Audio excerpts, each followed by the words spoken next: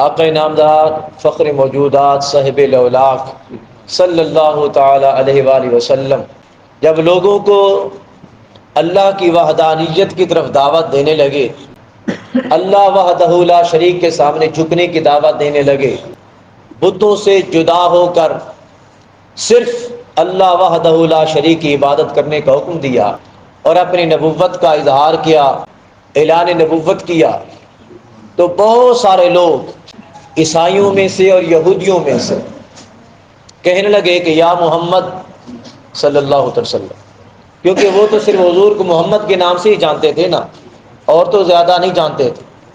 وہ کہنے لگے آپ کا مقصد کیا ہے؟ آپ نے فرمایا میرا مقصد فقط ایک ہے، اور وہ یہ ہے کہ سارا جہان بتوں کو چھوڑ کر اللہ وحدہ لا شریک کی عبادت کرنے لگ جائے، بس یہی مقصد ہے اور کچھ بھی نہیں ہے۔ یہودی اور عیسائی کہنے لگے اگر آپ کا یہی مقصد ہے کہ اللہ کی عبادت کی جائے تو ہم اللہ کو ماننے والے ہیں، ہم اللہ سے بڑی محبت کرتے ہیں، بڑا پیار کرتے ہیں، اللہ کو وحدہ لا شریک بھی مانتے ہیں۔ چونکہ ہم اللہ کو مانتے ہیں، آپ کا مقصد بھی پورا ہو رہا ہے، فلہذا ہم آپ کو اگر نہ مانیں تو، اب اگر آپ کا اقرار نہ کریں تو، ابھی آقا علیہ الصلوۃ والتسلیم کی زبان مبارک خاموش تھی، رب تعالیٰ نے جبریل امین کو بھیج دیا۔ جبریل امین کو بھیجا تو رب تعالیٰ نے ارشاد فرمایا میرے جبریل جا میرے حبیب کے پاس، اور میرے حبیب کے پاس جا کر میرے یہ فرمان پہنچا۔ باری تعالیٰ کیا فرمان ہے؟ فرمایا کہ ان کو کہو میرے محبوب ان لوگوں کو کہہ دیں جو میری محبت کا دعویٰ کرتے ہیں، جو کہتے ہیں کہ ہم اللہ سے محبت کرتے ہیں، اللہ کو ماننے والے ہیں، تو ان کو کہہ دو کہ رب تعالیٰ نے اپنی محبت اور اپنے ذات پر ایمان لانے کی یہ خوبی رکھی ہے، یہ صفت رکھی ہے، یہ کوالیفیکیشن رکھی ہے کہ وہ جب تک میرے محبوب کی اتباع میں نہیں آئیں گے تب تک رب تعالیٰ نے قبول بھی نہیں فرماتا۔ یہ ہے اللہ رب العزت کی محبت کا معیار۔ ہم آج بھی رب تعالیٰ اور رب تعالیٰ کے رسول کی محبت کا دامن بھرتے ہیں اور دعویٰ بھی کرتے ہیں۔ یاد رکھیے گا کہ رب تعالیٰ اپنے اور اپنے محبوب کی محبت کا جو معیار رکھا ہے، جو خوبی رکھی ہے، جو کوالیفیکیشن رکھی ہے، وہ رب تعالیٰ نے اپنے حبیب کی اتباع کو رکھا۔ اگر ہمارے اندر اللہ کے رسول کی اتباع ہے تو ہم محبت کرنے والے ہیں، اگر اتباع رسول نہیں ہے تو ہم محبت کرنے والے بھی نہیں ہیں۔ اس حوالے سے اگر دیکھا جائے اہل اللہ کو، اولیاء الظام کو، جو اللہ اور اللہ کے رسول کی محبت کا دم بھرتے ہیں، ان کی زندگی کیسی تھی؟ یہ کہیں دور نہیں جاتے۔ حضور مولانا غلام جہانیاں دامت برکاتہم العالیہ رحمۃ اللہ تعالی علیہ، اللہ تبارک و تعالی ان کی مزار پر کروڑوں رحمتوں کا نزول فرمائے۔ میرے دادا اور پردادا استاد ہیں، وہ ہمیشہ نماز تہجد ادا کرتے تھے۔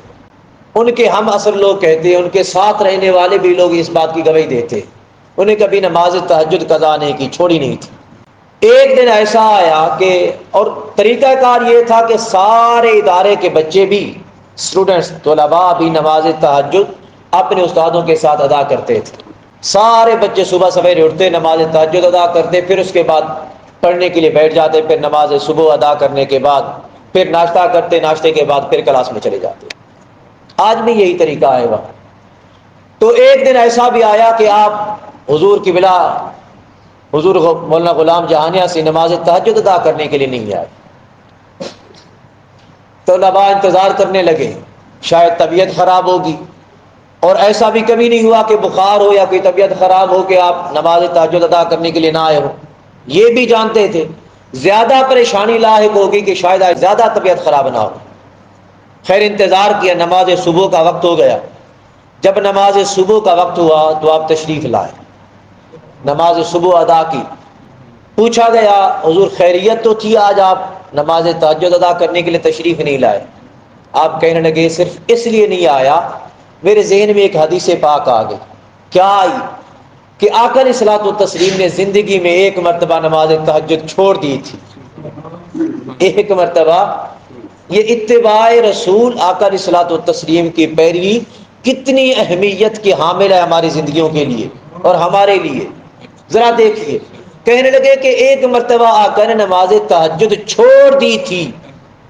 آج مجھے خیال آ گیا کہ ایسا نہ ہو کہ غلام جہانیہ فوت ہو جائے اور اتباع رسول سے چھوٹ نہ جائے، رہ نہ جائے، آقا علیہ الصلوۃ والتسلیم کی پیروی کسی عمل میں رہ نہ جائے.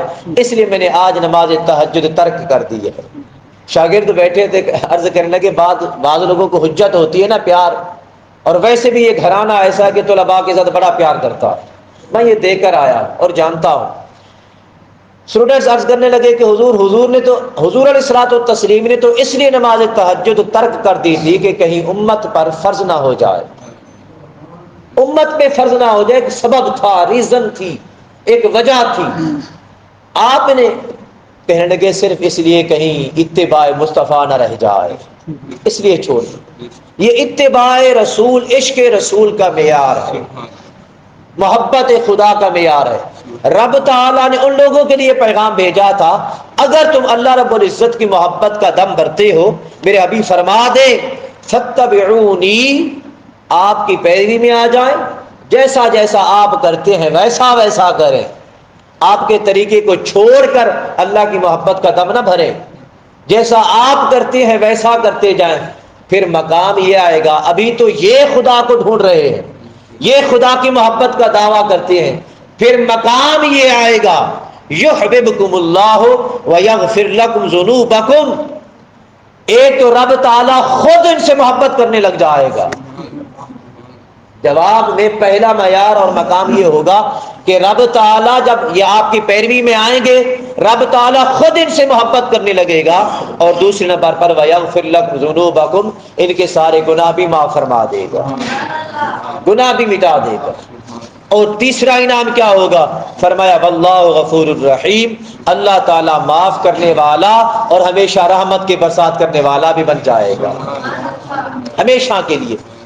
اب یہ تین انعام رکھے، ایک اللہ رب العزت محبت کرنے والا بن جائے گا، اور دوسرے نمبر پر گناہ معاف کر دے گا، اور تیسرے نمبر پر ہمیشہ کے لیے فرمایا خدا معاف کرنے والا اور رحمت کی برسات کرنے والا بن جائے گا. فقط شرط یہی ہے کہ اتباع مصطفیٰ میں آ جائے، آقا علیہ الصلوۃ والتسلیم کی پیروی ہو ساری زندگی میں. یہ خلاصہ ہے کہ اتباع مصطفیٰ ہے تو ہمارے اندر آقا علیہ الصلوۃ والتسلیم کی محبت ہے، ورنہ ہم اپنے دعویٰ میں جھوٹے، اپنے دعویٰ میں جھوٹے. سو دعا ہے کہ رب تعالیٰ آقا علیہ الصلوۃ والتسلیم کی خوبصورت اتباع کرنے کی توفیق عطا فرمائے اور ہمارے اندر انڈیل دے آقا علیہ الصلوۃ والتسلیم کی اتباع. ایسے انڈیلے جیسے صحابہ کرام انڈیلی، ایسے انڈیلے جیسے اللہ والوں کے اندر انڈیلی تھی.